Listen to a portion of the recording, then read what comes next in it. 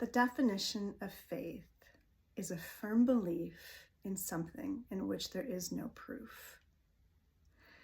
So, what is it that you have faith in? Today is all about faith. Hello and welcome to Say Yes to You and Why You Don't, for women who are great at saying yes to others, but not always as great at saying yes to themselves. I am Claudia Braun, mindset and lifestyle coach for women who are ready to start saying yes to themselves. And I like to remind you about the free download of the blueprint to understand how your mind works, to get into the clarity of any way in which your thinking patterns take you off track. I will put a link below and you can access that. So this idea of faith has been on my mind. I had an unforeseen, what to call it? I could call it a tragedy. I could call it it was an unwanted experience. As you know, I've talked in here about leash training my dog and the challenges and what I learned in the process. Well, I have adopted him a little over 4 months ago, and after getting some regular shots, he had a reaction to them and he did not do well, and he actually didn't recover, and he passed away in my arms. We were driving to the vet and he curled up and went to sleep, and that was it. And he was only 6.5, almost 7 years old. He would have been 7 in March. And as you can imagine, not something that I was expecting, not something that I wanted. And I'm going to tell you, my journey with this little guy was not easy. He was a challenging little one to take on, and I had been going through a lot of loss in my own life, and I was kind of wondering whether or not it was the right time and did I make the right decision. So though I had enough of my own inner ambivalence, but I came to peace with it, and I came to understand that yes, indeed, he and I were meant to be together, and I was full on invested in caring for him and loving him and making him my fur baby. And he was, and I adored him. And over the last 2 weeks, I watched his feisty spirit decline. And so much so that he was gasping for breath, and he really was struggling to breathe. And it was really hard to witness, and I had many weeping days. And when I was driving to the vet yesterday and I had the experience of holding him, his little warm furry body, and could feel that as I was I could sense something had changed, and I'm feeling for a pulse, and I couldn't find it. It was quite a stunning experience since, like I said, it had only been 4 months before that I had adopted him. So it brings me to this conversation of faith. What do we have faith in? What do I have faith in? And how do we get through these situations that seemingly feel unwanted? We don't ask for. We don't want this difficult thing. And over the couple weeks when I watched him decline and I tried to mitigate with veterinary support, things weren't working. And having faith in the process of what we were going through and the why of having to go through it and why he had to suffer. And it really challenges for me this idea of faith. And I am somebody who is very committed to my spiritual practice, and for me it is a connection to a supreme being. It is a connection to what I would call God, not a religious God, but a God of my understanding. And so for me, faith is believing in that which cannot be proven. But this definitely brought to question my own beliefs and coming to peace with something that seemingly seemed like senseless struggle. And I heard somebody else talking about a situation in the world. And, we could look around and see a lot of things that seem like senseless struggle. And so how do we call on our faith to get through these challenging times? How do you, what do you call on? What do you draw upon? And always when I am working with my clients, I remind them that having practices during the smooth times in your life set the foundation so that when times are challenging, you can fall back on that. Because if you try to create a practice or a routine when things are challenging and hard, it rarely works because you're so challenged to just hold it together.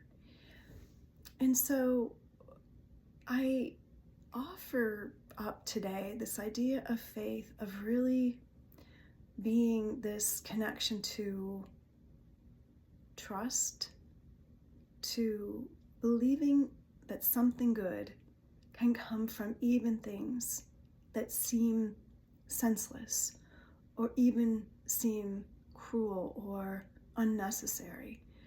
Like having to draw on that within myself and within yourself to find that place within yourself that can see something beyond this experience to pull you through. And one of the things that for me is about faith is feeling into the goodness of things. And I am very fortunate to have extended family, and they have all offered much love and affection and kindness towards me and my passing of my little guy.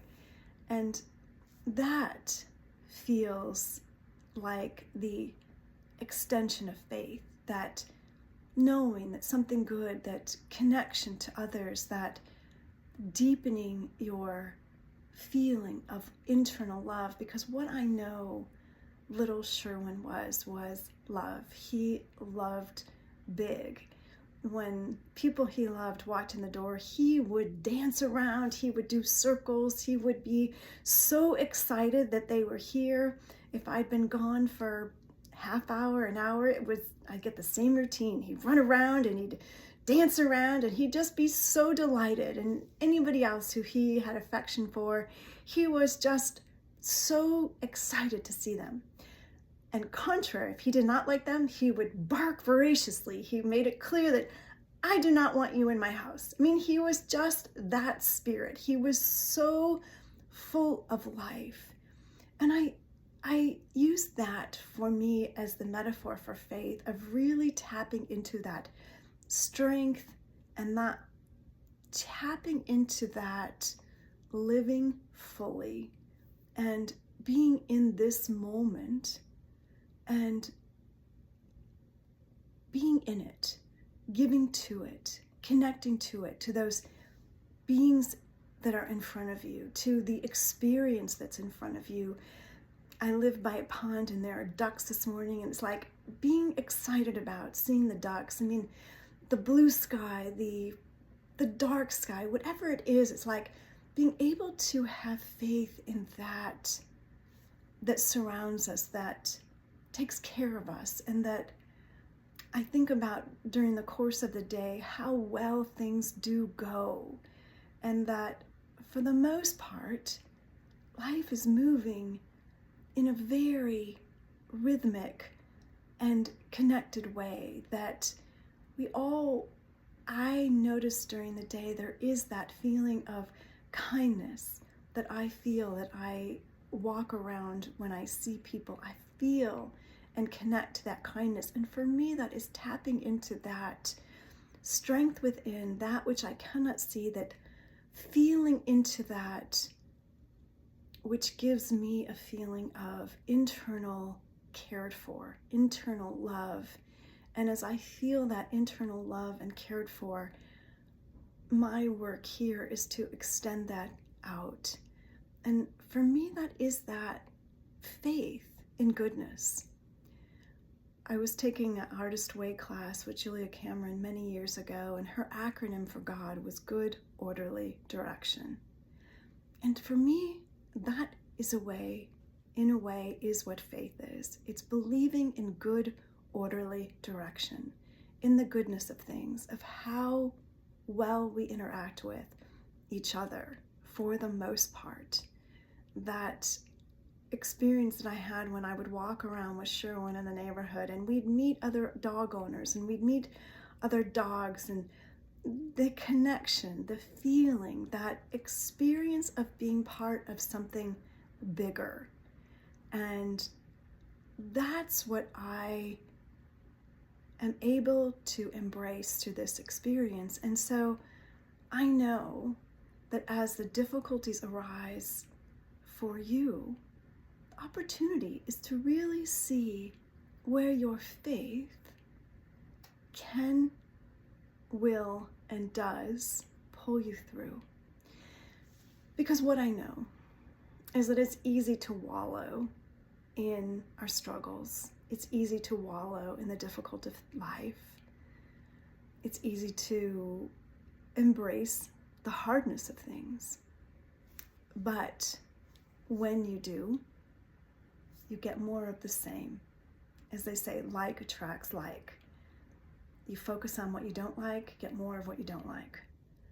But when you focus on the kindness, when I was at the vet yesterday, the kindness of the vet, and strangely enough, a dog that I'd had for many years, Jason, almost 16 years, he passed last year, and the vet that I had at that time was not as kind.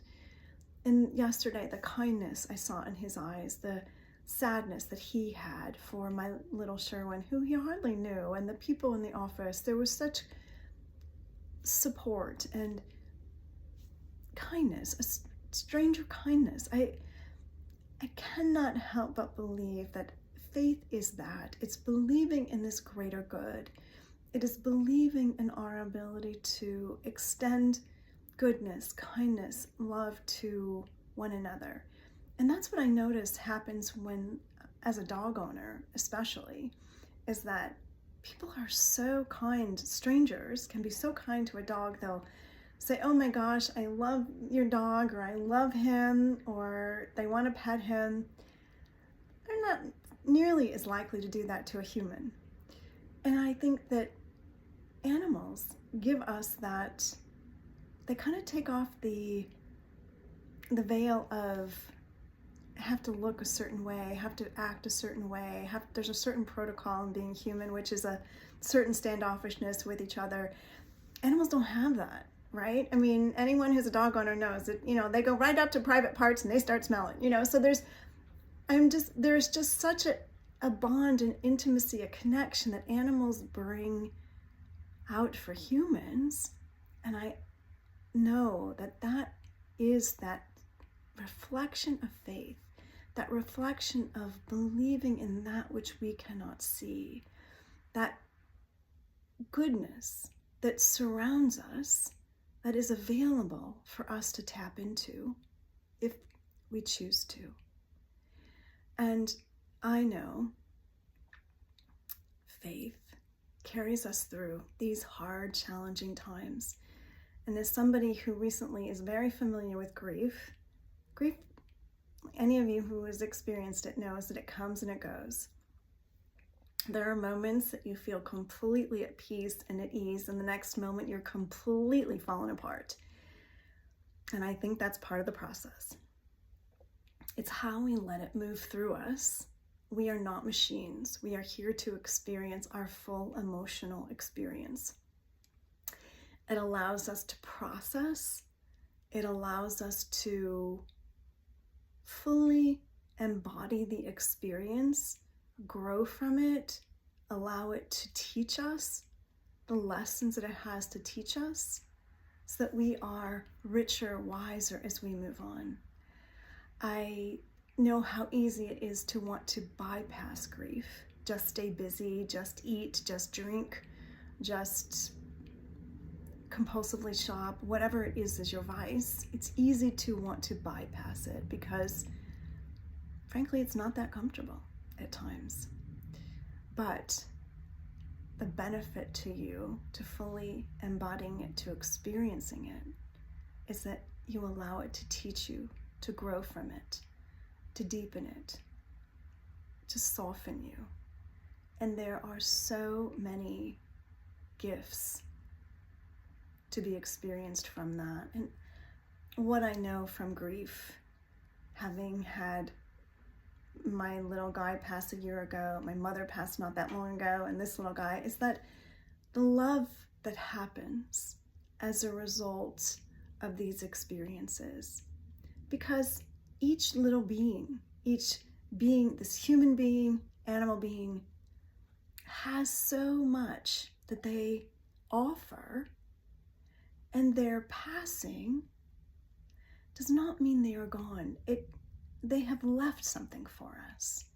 And it's being able to extract the goodness that they've left us and allow that to fuel us and move forward.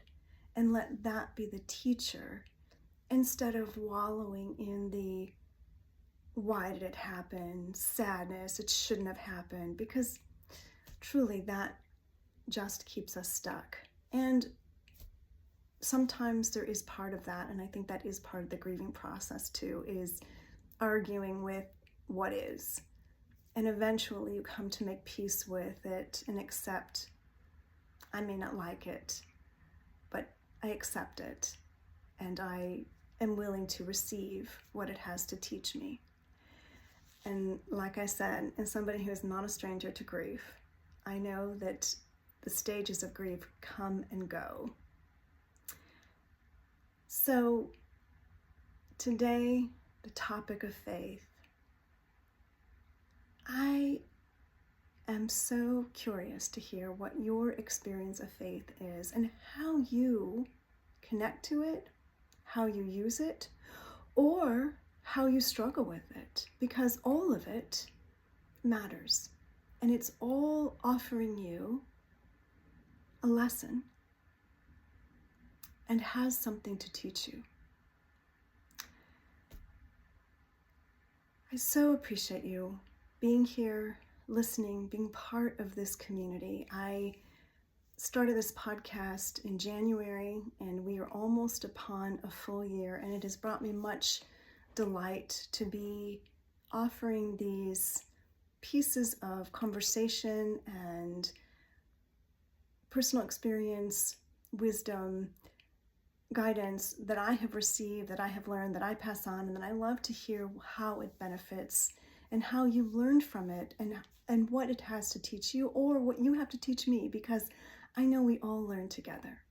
So I thank you for being here. And again, I encourage you to access the download to really tune into the 9 different ways that your mind operates, and where it gets in your own way, and where it might have something to grow from.